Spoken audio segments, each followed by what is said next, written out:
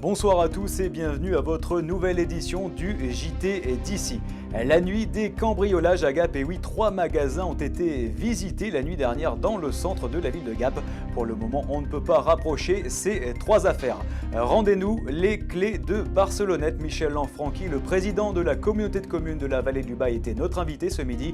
Il souhaite que la ville de Barcelonnette bascule à droite pour les élections municipales en 2014. Et puis zoom ce soir sur la foire aux bestiaux de la Saint-Mathieu. Ça s'est passé ce week-end du côté de Château-Villevieille. Mais avant toute chose, vous le savez, c'est une tradition. d'ici TV vous livre l'image du jour. Aujourd'hui, elle est consacrée à ces 6 nouvelles chaînes qui débarquent aujourd'hui sur la TNT dans notre département.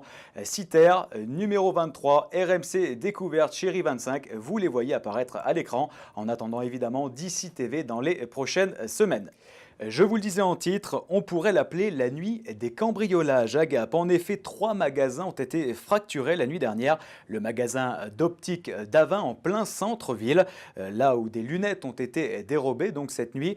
À côté de là, dans la rue du Colonel Roux, c'est le magasin Trax qui vend des vélos, qui s'est fait dérober donc un vélo sans pédale. Et puis, route de la Luye également, c'est la marbrerie gapençaise qui s'est fait dérober un camion avec une grue dessus. Alors, beaucoup de personnes ont été interpellés et se sont demandé pourquoi, ce qu'il se passait ce matin lorsque le verre était brisé. Écoutez le propriétaire d'Avin Optique. Moi j'étais contacté par le commissariat de police, c'était vers 5h, 5h15 du matin. Ils m'ont demandé de venir me déplacer, venir au magasin. Et c'est eux qui m'ont expliqué ce qu'ils pensent ce qui s'est passé. C'est-à-dire qu'ils ont utilisé un gros parpaing. On a des débris ici et ils ont cassé la vitrine. Ils ont cassé la vitrine qui a basculé vers l'intérieur et qui a fait basculer tous les présentoirs à l'intérieur du magasin. Nous avons rencontré également une témoin. Elle a tout vu du cambriolage qui s'est passé dans la rue du Colonel Roux. En fait, c'était à partir d'1h du matin environ. Donc j'étais calée en train de m'endormir devant un film à la télé quand j'ai entendu vraiment un gros bruit. Mais comme si on avait pris un bélier, qu'on défonçait un mur avec. Mais vraiment. Donc j'ai été interpellée par le bruit, j'ai attendu 1 minute ou 2. Les bruits ont recommencé à 4 reprises environ, 4-5 reprises. Donc de mon salon, comme mes fenêtres sont trop hautes, je ne pouvais pas regarder ce qui se passait dehors. Donc je suis montée dans ma chambre. Et là, par la fenêtre, en fait, j'ai vu un homme. Bon, je pense qu'il était quand même jeune, mais il était très grand, assez costaud. Avec moi, sur le coup, je n'ai pas vu que c'était une grosse pierre. Je l'ai vu par la suite en descendant. Il était à environ même moins d'1 mètre de la vitrine. Et en prenant bien son élan, mais il y allait vraiment... Franco, convaincu, hein. Il a fracassé la vitrine. Mais il lui a suffi de 4-5 coups à peu près, peut-être 6 maximum. Donc c'est qu'il avait quand même de la force. Et on souhaite évidemment beaucoup de courage à tous ces commerçants qui vont reprendre leur activité. Tout autre sujet maintenant, la séance plénière de rentrée au Conseil général ce matin. Beaucoup de sujets étaient à l'étude, dont celui portant sur l'avenir des stations dans les Hautes-Alpes, mais également sur la situation de Risoul. Beaucoup de discussions, large réflexion et une aide de 1,6 million d'euros sous forme d'avance remboursable votée pour Risoul, mais pas d'avancée sur le modèle économique des stations. Compte rendu de cette séance plénière aujourd'hui avec Annick Berger. Les stations, par l'emploi qu'elles créent, par la richesse qu'elles amènent, sont le poumon économique de notre département. Les débats ont été longs au Conseil général ce matin, plus d'1h30 de discussion autour d'un sujet, la situation financière de Risoul et l'avenir des stations de ski du département. Au final, ce sont quelques 1,6 million d'euros qui seront versés à la commune de Risoul au titre d'une avance remboursable sans intérêt pour arriver le plus sereinement possible à la prochaine saison d'hiver. Car difficulté ou non, la station de Risoul reste un lieu incontournable de l'économie touristique des Hautes-Alpes.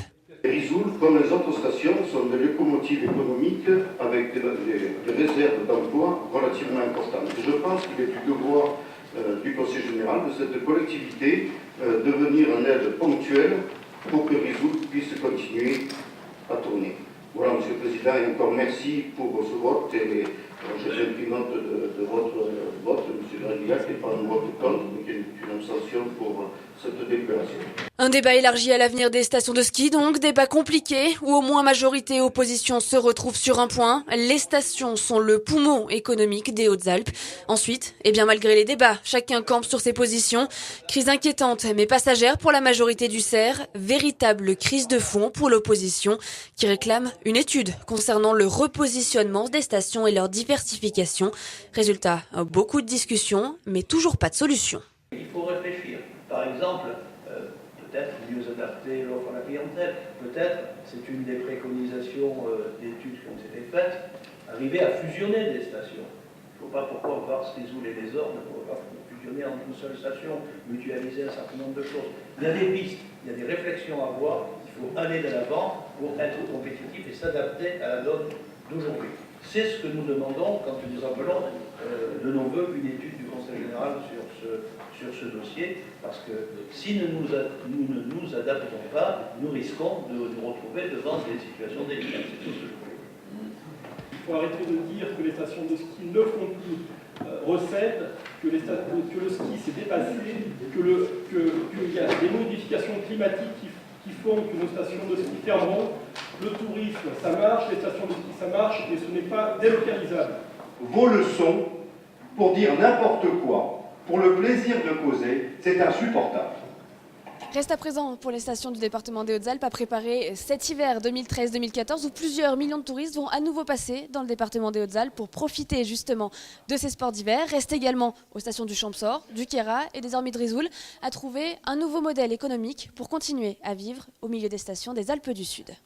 Et pour revenir sur le cas de Risoul, il a donné lieu à un vif échange, à un coup de colère de Jean-Yves Dussert qui a fustigé l'attitude du préfet des Hautes-Alpes, Pierre Bénard, suite à une question du groupe PS concernant la légalité du contrat passé entre le département et Risoul. Alors Pierre Bénard a apporté sa réponse, mais seulement à l'opposition et pas à Jean-Yves Dussert, ce que n'a pas vraiment apprécié le président du Conseil général. Je n'ai pas vu que le préfet adresse au chef de l'opposition une lettre parlant d'une délibération sans même qu'il m'en ait parlé avant. Et ça m'en dit long sur le mode de fonctionnement de cette République dont j'ai parlé tout à l'heure. Très franchement.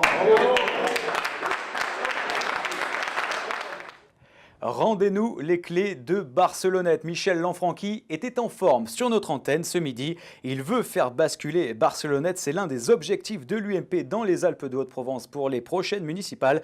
Même si le président de la communauté de communes de la vallée de l'Ubaye et maire du Lauzet ne peut pas s'intégrer entièrement à Barcelonnette, il va participer à l'élection municipale. Il n'apprécie pas du tout la méthode employée par le maire actuel de Barcelone, Jean-Pierre Aubert, qui cherche selon lui à l'éviter et à le détruire. Je vais peut-être me tromper, je connais un petit peu moins les Alpes de Provence pour être aussi transparent, mais Barcelonnette, c'est un objectif, je crois. Oui. Oui. J'ai coutume de dire que, vous savez, il y a une parution dans la vallée qui s'appelle Les clés de la ville. J'ai envie de leur dire, rendez-nous les clés. Et puis, Digne, je crois. Digne, où nous avons une très belle liste qui s'est montée et nous ambitionnons de revenir aux affaires à Digne. Je reviens sur le rendez-nous les clés pour Barcelonnette. Si on le développe un petit peu, ce propos qui a retenu l'attention, je l'imagine, de nos auditeurs, ça veut dire quoi? Ça veut dire qu'il y a une incohérence à la situation actuelle? Ça veut dire que là aussi, il y a un esprit de revanche en face. Et ça ne me plaît pas parce que quelle est l'idée maîtresse des gens qui sont en face de nous? C'est de remplacer Lanfranchi à la communauté. Si c'est ça le projet de l'Ubaye, c'est plus un projet, c'est une attaque. Mais vous savez, le type, il a les épaules solides et comme dit les Marseillais, il craint des gains. Et s'agissant de l'avenir de la station du Soz, Michel Lanfranchi a assuré que la CCVU et l'entreprise Couteau-Lingue Frères avaient trouvé une solution sans pour que cela soit finalisé pour le moment. Un mot de sport maintenant avec le rugby, vous le savez peut-être, mais le club de Gap a subi de nombreux remous la saison dernière, à la fois sur le terrain mais aussi en dehors. Alors apparemment aujourd'hui tout est réglé. Hier nous recevions Éric Vaussier, l'actuel président du club de rugby à Gap. Il fixe les objectifs pour cette nouvelle saison.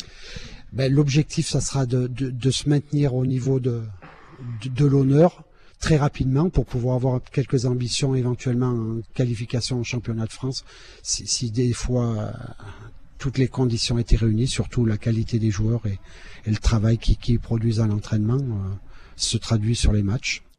Allez, une actualité musicale maintenant avec les chorales des Hautes-Alpes qui pourraient devenir les stars de Noël. Vous le savez peut-être, mais une chorale de Gap et une de Briançon, les chorales de Kévinos, ont enregistré un album de Noël avec André Manoukian, le célèbre jury de l'émission La Nouvelle Star sur M6. L'album doit sortir dans les semaines qui arrivent pour la fin novembre. Eh bien, figurez-vous que les chorales de Gap et de Briançon vont enregistrer une émission qui sera diffusée sur France 3 le 20 décembre prochain avec des chanteurs comme Rock Voisine ou encore Danny Briand.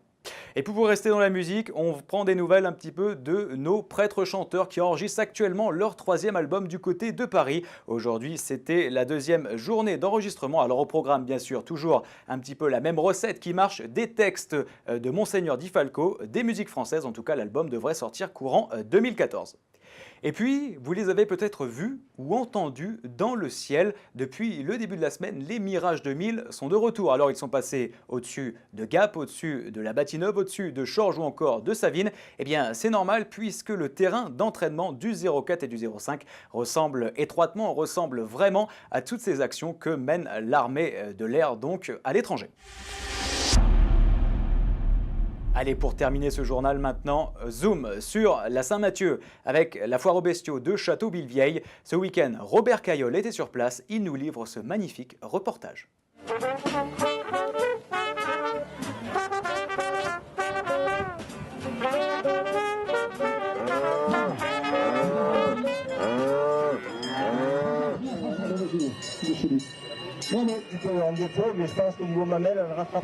La foire traditionnelle de la Saint-Mathieu s'est tenue toute la journée de samedi sur le thème de l'art culinaire.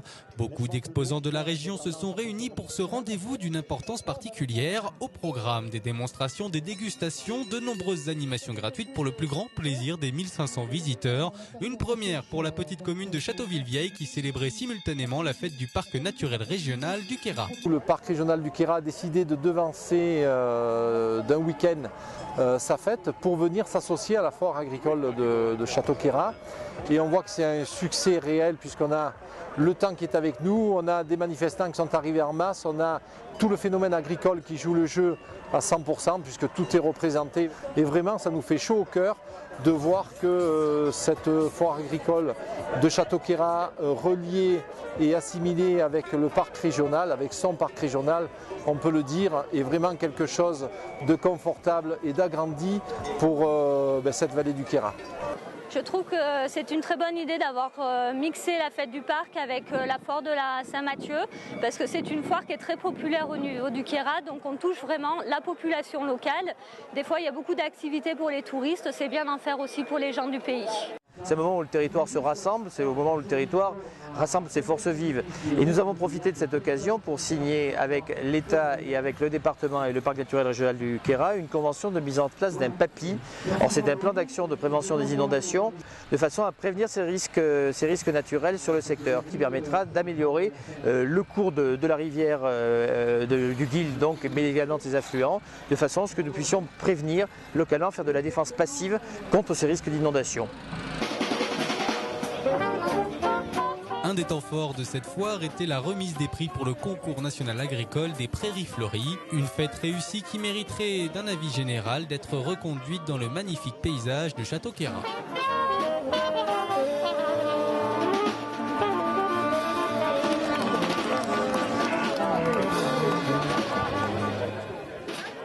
De très belles images donc de notre département et des Alpes du Sud pour clôturer cette édition du JT d'ici.